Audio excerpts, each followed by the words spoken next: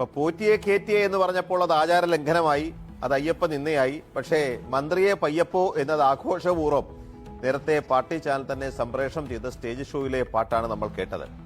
ഇത് മാത്രമല്ല, മാണിക്യമലരായ എന്ന പാട്ടിനെ ചൊല്ലി വിവാദമുണ്ടായപ്പോൾ മുഖ്യമന്ത്രി അത് ആവിഷ്കാര സ്വാതന്ത്ര്യം എന്ന് പറഞ്ഞ് വളരെ വ്യക്തമായ നിലപാടെടുത്തതാണ്.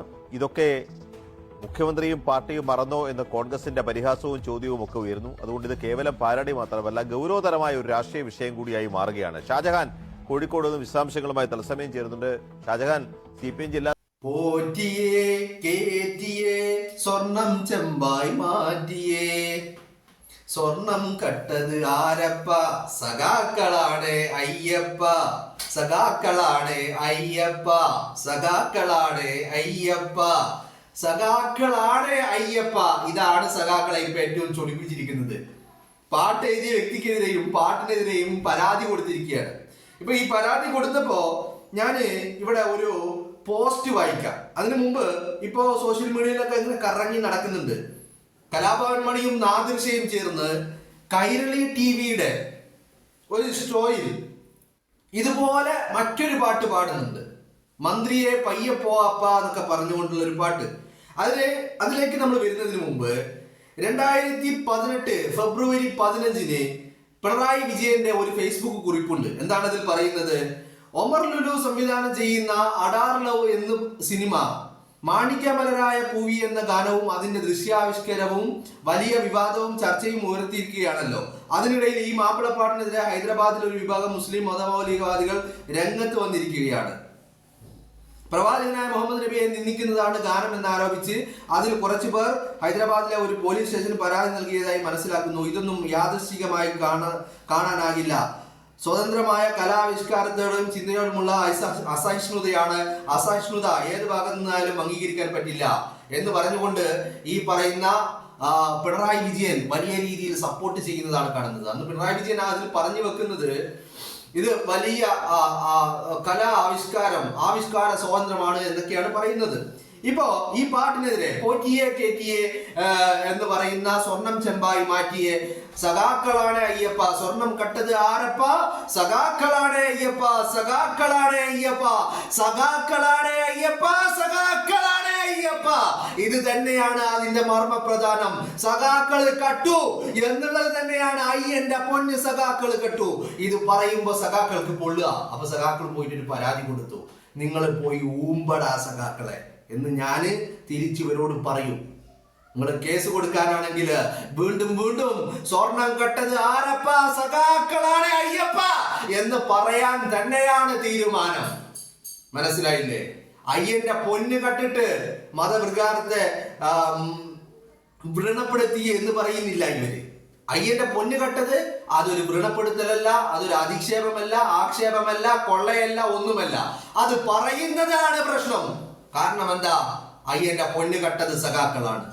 ഒന്നും രണ്ടും മൂന്നാമതുമായിട്ട് അയ്യന്റെ പൊന്ന് കട്ടത് സഖാക്കളാണ്. രണ്ടാമതും അയ്യന്റെ പൊന്ന് കട്ടത് സഖാക്കളാണ്. മൂന്നാമതായും അയ്യന്റെ പൊന്ന് കട്ടത് സഖാക്കളാണ്. ഇവിടെ മറ്റൊരു കാര്യം കൂടിയുണ്ട്. കേസന്വേഷണം ഈ കഴിഞ്ഞ കാലാവധി പൂർത്തിയാക്കി പുറത്തിറങ്ങിയ ദേവസ്വം പ്രസിഡന്റ് PS പ്രശാന്തിലേക്കും നീങ്ങുകയാണ്. PS പ്രശാന്തിനെ ചോദ്യം ചെയ്യാൻ വേണ്ടിയുള്ള ഒരുക്കങ്ങൾ SIT നടത്തിക്കൊണ്ടിരിക്കുന്നു എന്നുള്ളതാണ് അതിന്റെ മർമ്മപ്രധാനമായ കാര്യം എന്ന് പറയുന്നത്. അപ്പോ അയ്യപ്പന്റെ പൊന്ന് കട്ടത് സഖാക്കളാണ് അയ്യപ്പ എന്ന് പറയുന്നത് തന്നെയാണ് സഖാക്കൾക്ക് പ്രശ്നം.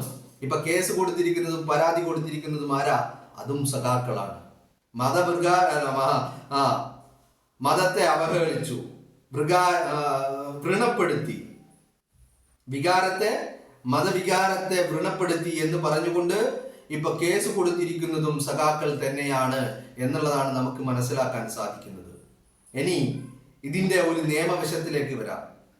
അഭിലാഷന്മാർ എന്ന് പറയുന്ന ഹൈക്കോടതിയിലെ അഭിഭാഷകൻ, നിങ്ങൾ കണ്ടിട്ടുണ്ടാവും ഈ വ്യക്തിയെ.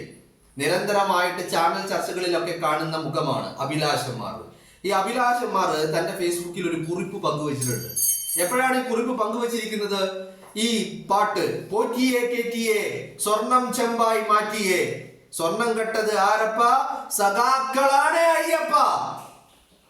കേരളം അത്രമാത്രം അങ്ങോട്ട് ചർച്ച ചെയ്തു എന്ന് മാത്രമല്ല സഖാക്കളുടെ കരണത്തിട്ട് പൊട്ടിച്ചു കേരളത്തിന്റെ പ്രബുദ്ധരായ ജനം. അപ്പൊ തെരഞ്ഞെടുപ്പ് വിധി വന്നപ്പോ വല്ലാതെ അങ്ങ് പൊള്ളി.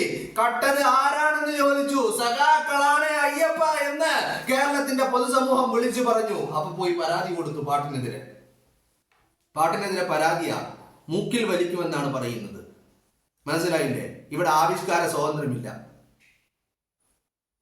മാണിക്യമലരായ VV എന്ന് പറയുന്ന പാട്ട് കയറ്റുമ്പോ അവിടെ ആവിഷ്കാര സ്വാതന്ത്ര്യമാണ്. കൈരളി ടിവിയില് കലാപമണിയും നാദൃശയും ചേർന്ന് ഇതേ പാരടി ഗാനം പാടുമ്പോ അവിടെ മതവികാരം വ്രണപ്പെടുത്തുന്നില്ല. മനസ്സിലായില്ലേ? പക്ഷേ അത് സഖാക്കളാണ് അയ്യപ്പ എന്ന് കേരള ജനത ഒന്നടങ്കം വിളിച്ചു പറയുമ്പോ വല്ലാത്ത മതവികാരമാ വ്രണപ്പെടുന്നത്. സഖാക്കള് പരാതിയുമായി പോയിരിക്കുക. ഇപ്പൊ സഖാക്കള് പരാതിയായിട്ട് പോയിട്ടുണ്ട്.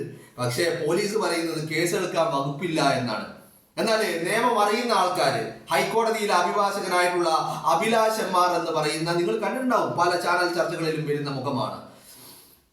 അദ്ദേഹത്തിന് ഒരു ഫേസ്ബുക്ക് കുറിപ്പുണ്ട്, അതൊന്ന് ഞാൻ വായിക്കാം. എന്താണ് ഇതിന്റെ പരാതിയും പരാതിയുടെ അടിസ്ഥാനവും ഇതിന്റെ നിയമവശങ്ങളും എന്താണ് എന്നുള്ളത്. പോറ്റിയെ കേറ്റിയെ എന്ന ഗാനം മതവികാരം വ്രണപ്പെടുത്തുന്നുണ്ടോ? കേസെടുക്കാൻ കഴിയുമോ?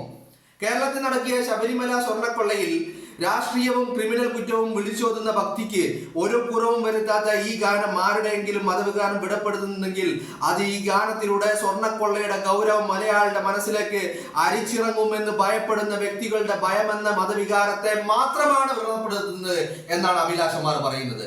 അയ്യപ്പസ്വാമിയുടെ നാമം ഭക്തിഗാനങ്ങളിൽ കേൾക്കുന്നത് പോലെ തന്നെയാണ് ഈ ഗാനത്തിൽ ഭക്തി നിർഭരമായി ഉച്ചരിച്ചിരിക്കുന്നത്.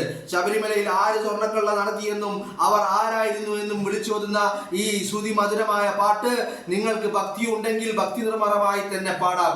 ഭാരതീയ ന്യായ സംഹിതയുടെ 299 വകുപ്പ് അനുസരിച്ച് മതവികാരം വ്രണപ്പെടുത്തുന്നതിന് കേസെടുക്കാൻ ഈ പാട്ട് രചിച്ചത് കൊണ്ടോ സംഗീതം നൽകിയത് കൊണ്ടോ പാടിയത് കൊണ്ടോ കഴിയില്ല. പ്രസ്തുത വകുപ്പ് പ്രകാരം ബോധപൂർവം മതവികാരം വ്രണപ്പെടുത്തുക എന്ന ഉദ്ദേശത്തോടെ പറയുകയോ എഴുതുകയോ ചെയ്ത വാക്കുകളിലൂടെയോ മറ്റ് സംവേദന മാർഗങ്ങളിലൂടെയോ പൗരന്മാരുടെ മതമോ മതവിശ്വാസമോ ദൃഢപ്പെടുത്തുകയാണെങ്കിൽ മാത്രമേ മേൽ ക്രോഡീകരിച്ച വകുപ്പ് പ്രകാരമോ മറ്റേതെങ്കിലും സമാനമായ വകുപ്പ് പ്രകാരമോ കേസെടുക്കുവാൻ കഴിയുകയുള്ളൂ. അയ്യപ്പസ്വാമിയെ കുറിച്ചോ ശബരിമലയുടെ വിശ്വാസ പ്രമാണങ്ങളെ കുറിച്ചോ ഈർത്തിപ്പാടുകയാണെങ്കിൽ മാത്രമേ മേൽ പറഞ്ഞ വകുപ്പുകളിൽ ആകർഷിക്കപ്പെടുകയുള്ളൂ.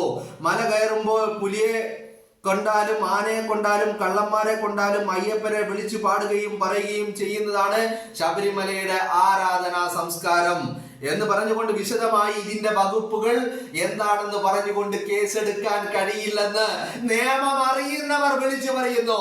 എന്നിട്ട് അവസാനമായിട്ട് അദ്ദേഹം പറയുന്ന ഒരു വാക്കുകൂടിയുണ്ട്. അയ്യപ്പ ഭക്തനായ കേരളത്തിന്റെ DGPക്ക് അത് മനസ്സിലാക്കാനുള്ള നിയമബോധം ഉണ്ട് എന്നതും ഒരു വലിയ വിശ്വാസമാണ്.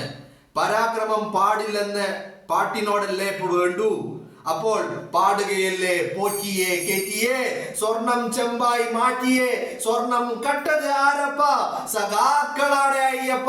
വീണ്ടും പാടും, സഖാക്കളാണ് അയ്യപ്പ, സ്വർണം കട്ടത് ആരപ്പ, സഖാക്കളാണ് അയ്യപ്പ. വീണ്ടും വീണ്ടും പാടിക്കൊണ്ടിരിക്കും. കേസ് കൊടുക്കുന്നവരൊക്കെ പോയി കേസ് കൊടുക്കുക. പരാതി ആർക്ക് വേണമെങ്കിലും എഴുതി കൊടുക്കാം. പക്ഷേ നിയമം പറയുന്നതിനനുസരിച്ച് കേസ് എടുക്കാൻ പറ്റുകയുള്ളൂ എന്നുള്ളതാണ്. നിയമം പറയുന്നതിനനുസരിച്ച് കേസ് എടുക്കാൻ പറ്റുകയുള്ളൂ എന്നുള്ളതാണ്. അപ്പോ പരാതി നിങ്ങൾ അങ്ങോട്ട് കൂട്ടിക്ക്. ഞങ്ങൾ വീണ്ടും വീണ്ടും ഉച്ചത്തിൽ, അതിൽ ഭയങ്കര ഉച്ചത്തിൽ ഈ ലോകം കേൾക്കുമാർ വിളിച്ചു പറയും, സ്വർണം കെട്ടത് ആരപ്പ, സഖാക്കളാണ് അയ്യപ്പ, എൻ വാസുവാണ് അയ്യപ്പ, മുരാരി ബാബുവാണ് അയ്യപ്പ, പത്മകുമാറാണ് അയ്യപ്പ. വീണ്ടും വീണ്ടും വിളിച്ചു പറയും, സഖാക്കളാണ് അയ്യപ്പ. കേസ് കൊടുക്കടാ, എന്നാ താൻ കേസ് കൊടു, എന്നാ താൻ കേസ് കൊടു, നമുക്ക് നോക്കാലേ.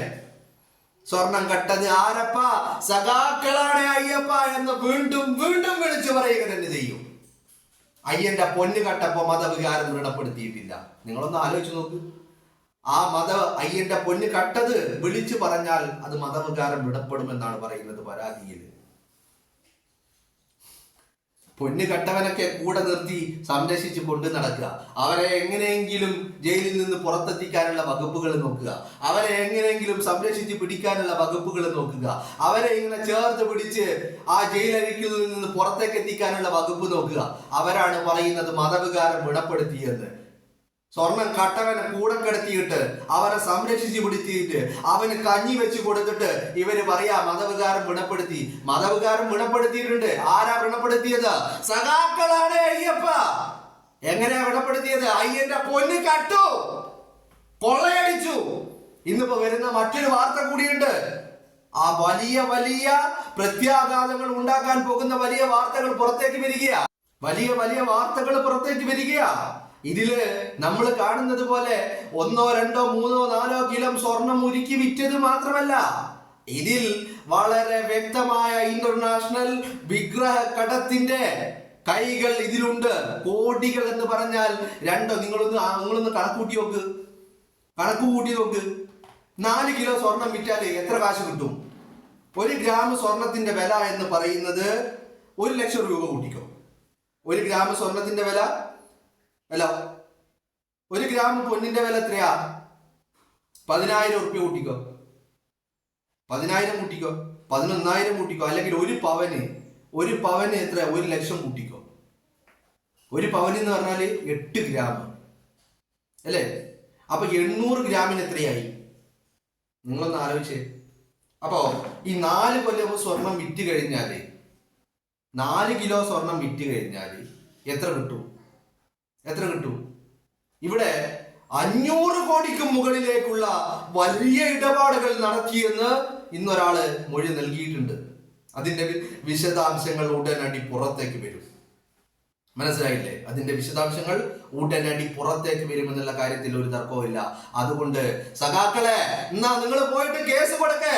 ഞങ്ങൾ ഉച്ചത്തിൽ ഇനിയും വിളിച്ചു പറയും, പത്മകുമാറാണ് അയ്യപ്പ, മുരാരി ബാബുവാണ് അയ്യപ്പ, വാസുവാണ് അയ്യപ്പ.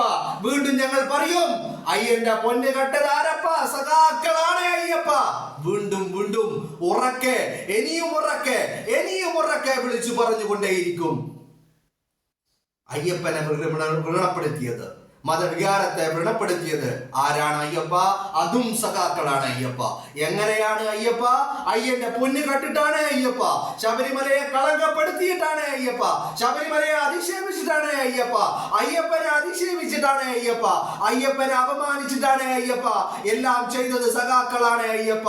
വാസുവാണ് അയ്യപ്പ, മുരാരി ബാബുവാണ് അയ്യപ്പ, പത്മകുമാറാണ് അയ്യപ്പ. സഖാക്കളാണ് അയ്യപ്പ. സഖാക്കൾ മാത്രമാണ് അയ്യപ്പ. അയ്യപ്പ സഖാക്കൾ മാത്രമാണ് അയ്യപ്പ. വിളിച്ചു പറഞ്ഞുകൊണ്ടേയിരിക്കും. നിങ്ങളെ എത്രയൊക്കെ ഭയപ്പെടുത്താൻ നോക്കിയാലും, ഭീഷണിപ്പെടുത്തിയിട്ട് ഇതങ്ങ് വായ മൂടിക്കെട്ടാമെന്ന് നിങ്ങൾ കരുതുന്നുണ്ടെങ്കിൽ സഖാക്കളെ, നിങ്ങൾക്ക് തെറ്റിപ്പോയി. അയ്യന്റെ പൊന്ന് കെട്ടത് സഖാക്കളാണ് അയ്യപ്പ.